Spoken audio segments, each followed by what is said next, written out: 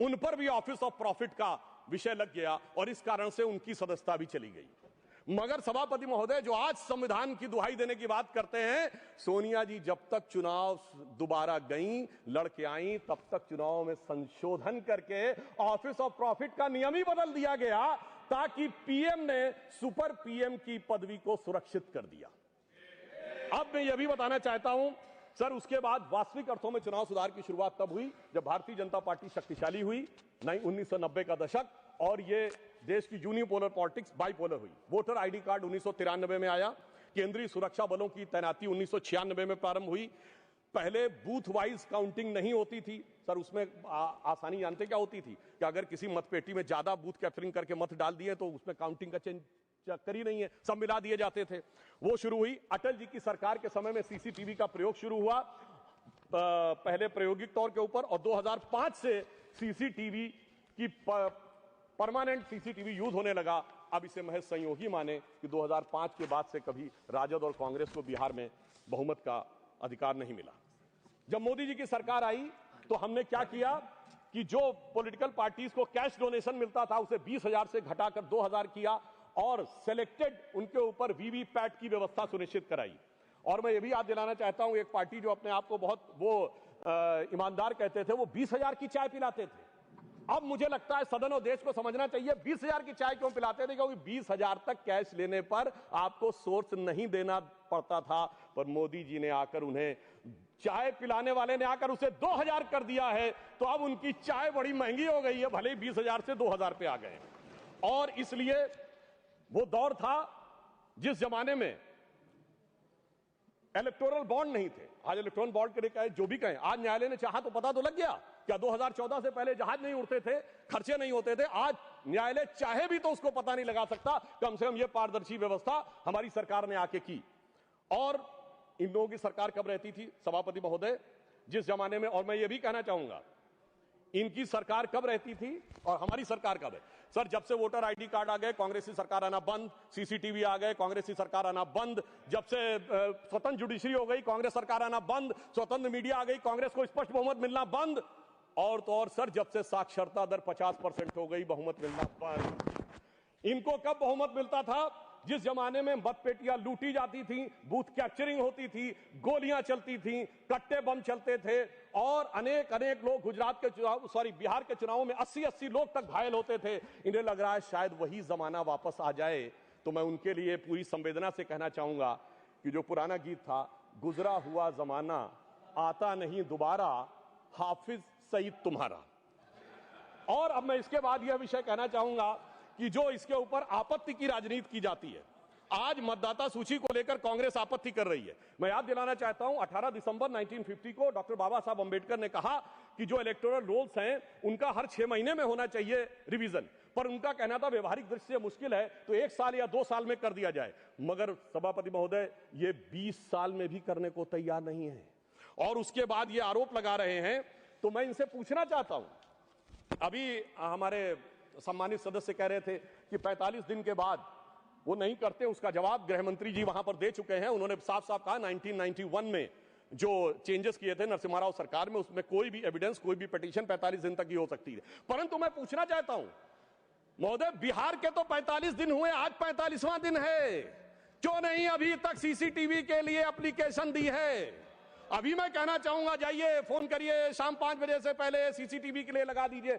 नहीं करना है। मैं पूछना चाहता हूं, आप कहते हैं 6 बजे के बाद इतनी वोटिंग हुई, बूथ के अंदर फोटोग्राफी पे रोक है, सड़क पे तो नहीं। दिखाइए कितनी लंबी लाइनें थी, कितनी लंबी आपने सोशल मीडिया पे पोस्ट किया, कितने आपके बूथ लेवल एजेंटों ने इस बारे में आपत्ति दर्ज की।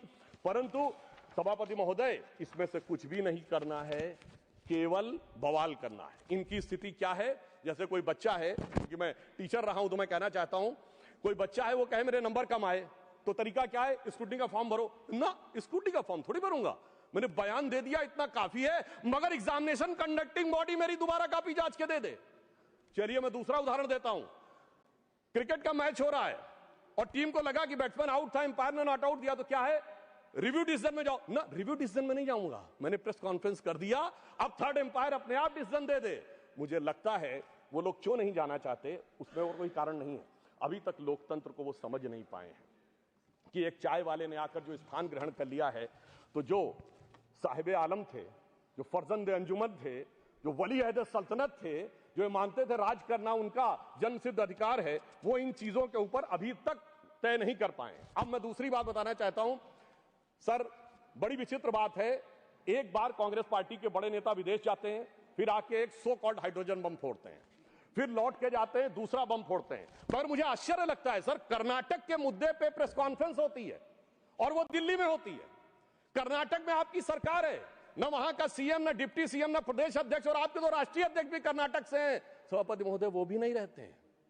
और कर्नाटक पे पीसी होती है और उन्होंने कहा हाइड्रोजन बम फोड़ेंगे। तो इस पे मुझे याद आता है, एक पाकिस्तान के मंत्री थे, शायद वो राशिद चौधरी उनका नाम था, जिन्होंने कहा था हमारे पास पाव पाव भर के एटम बम है। मगर मुझे लगता है जो कांग्रेस ने हाइड्रोजन बम छोड़ा वो शायद पाव भर का नहीं, छटाक भर का भी नहीं था।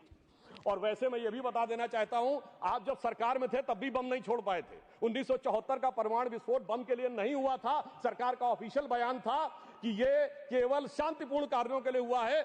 ऑन द कॉन्ट्रेरी 11 और 13 मई 1998 को अटल जी की सरकार ने जब किया तो भारत ने कहा था we are the nuclear state. तो हाइड्रोजन बम सरकार में भी हम ही ने बनाया था, और आप न विपक्ष में कर पा रहे हैं न सत्ता पक्ष में रह के कर पा रहे थे। अब मैं दूसरी बात कहना चाहता हूं, जो वोट चोरी की बात बहुत होती है, तो मैं याद दिलाना चाहता हूं बिहार का चुनाव संपन्न हुआ है। कोई कहे चोरी हो गई तो उसके पास कुछ होना चाहिए सामान जिसकी चोरी हो गई। तो मैं आंकड़ा रखना चाहता हूं सदन के सामने, विगत 35 सालों से किस ढंग से कांग्रेस का वोट घट रहा है। 1990 में 71 सीटें जीती, 24% वोट, 103 पे जमानत जब्त। 1995 29 सीटें जीती, 16% वोट, 167 पे जमानत जब्त। सन 2000 में 23 सीटें जीती, 11% वोट, 231 पे जमानत जब्त। 2005 में पूरी सीटें लड़े नहीं, कुल लड़े 58, जिसमें जीते 9, 6% वोट। और 2010 में सर 4 सीटें जीते, 6% वोट पाया, 216 पे जमानत जब्त। भाई साहब मैं पूछना चाहता हूं आपके पास था क्या जो चोरी हो गया? इसीलिए मुझे एक चीज याद आती है, जो हमारे ग्रामीण क्षेत्रों में एक कहावत है कि जब वो चोरी की गुहार लगाते हैं तो फटक चंद गिरधारी, ना लुटिया ना थारी, और चौराहे पे चीख रहे हैं चोरी हो गई हमारी। अब मैं ये भी बताना चाहता हूं सर, एक बात और इससे अच्छी हो गई, जब इन्होंने मतदाता सूची पर आरोप लगाना शुरू किया है, इसका अर्थ ये हो गया सर ईवीएम के आरोप से विड्रॉ कर लिया है। क्योंकि ये तो कहते थे ईवीएम में गड़बड़ है, बटन दबाते हैं वोट भाजपा को पहुंच जाता है। यदि इनका आरोप सही माना जाए, मैं एक बात कह रहा हूं, यदि इनका आरोप सही माना जाए, अगर ईवीएम मैनेज थी तो किसी को वोटर रोल मैनेज करने की जरूरत क्या है? या तो वो सच था या ये सच है। हकीकत में न वो सच था न ये सच है। इनके दिमागों में जैसे आज ईवीएम से पीछे हटे हैं, हकीकत में क्या है इनकी स्थिति सभापति महोदय ये है, ये कहावत होती है नाच न जाने आंगन टेढ़ा, मगर सर इन पे लागू नहीं होती है। ये कहते हैं आंगन ही नहीं टेढ़ा है, छत भी टेढ़ी है, दीवार भी टेढ़ी है, जमीन भी टेढ़ी है, छज्जा भी टेढ़ा है, खंभा भी टेढ़ा है, पर क्या करें, टेढ़ा है पर मेरा है। सभापति महोदय वास्तविकता में इन्हें अपना दिमाग जो टेढ़ा हो गया है उसे सीधा करने की आवश्यकता है। और अंदर लाइटर नोट में एक और बात कहना चाहूंगा, प्राचीन काल में अश्वमेध यज्ञ होता था, तो अश्वमेध यज्ञ का घोड़ा छोड़ा जाता था। मैं यहां कैविएट लगा कह दूं, मैं किसी के व्यक्तिगत अपमान के लिए नहीं, उपमान के लिए कह रहा हूं, ठीक, फॉर द सिमिली। सर वो जब छोड़ा जाता था तो जहां जाता था वहां विजय का मार्ग प्रशस्त कर देता था, पर इनके पास एक ऐसा अश्वमेध यज्ञ का घोड़ा है जो जहां जाता है पराजय का मार्ग प्रशस्त कर देता है। और मैं यह भी कहना चाहता हूं, सिर्फ हमारे नहीं, भारतीय जनता पार्टी से नहीं, सर केरल में तो हम नहीं है, सत्ता में कभी नहीं आए। केरल में एक बार लेफ्ट फ्रंट आता था, एक बार यूडीएफ आता था, पर जब से ये वहां पहुंचे हैं ऐसा यज्ञ किया है कि इस बार एलडीएफ दोबारा आ गया। मैं पूछना चाहता हूं केरल में वोट चोरी किसने कर ली मेरे भाई बताओ? क्योंकि कारण क्या है कि जो इन बात को समझने के लिए तैयार नहीं रहते हैं, उसका एक कारण। दूसरा ये कहते हैं परसेंटेज ऑफ वोट हमारा बड़ा, देखिए नजदीक था फिर भी सीटें क्यों कम हो गई, उसका कारण है इनको वोट का वितरण देखना चाहिए। मैं उदाहरण देना चाहता हूं, हरियाणा में सबसे बड़ी जीत किस कॉन्स्टिट्यूएंसी में हुई? हुड्डा साहब नहीं जीते, फिरोजपुर जिरका में मम्मन खान 98,000 से जीते। झारखंड में सबसे बड़ी जीत कहां पे हुई? वहां पे पाकुड़ क्षेत्र में निशात आलम 86,000 से जीते।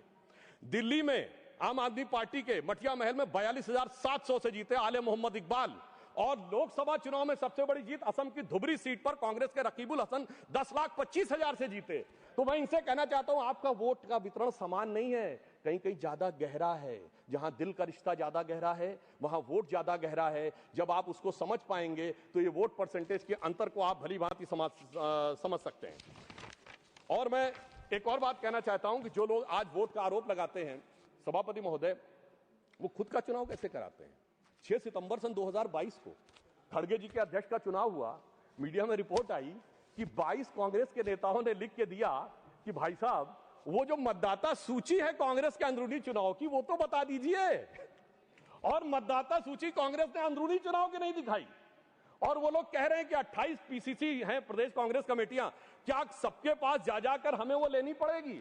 मगर साहब, जिन्होंने अपनी मतदाता सूची नहीं दिखाई, चुनाव आयोग को मतदाता सूची के लिए लिख नहीं रहे हैं और वो आकर हमें ज्ञान दे रहे हैं, इन्हीं के लिए कहा गया है खुद मियां फजीहत और दूसरों को नसीहत।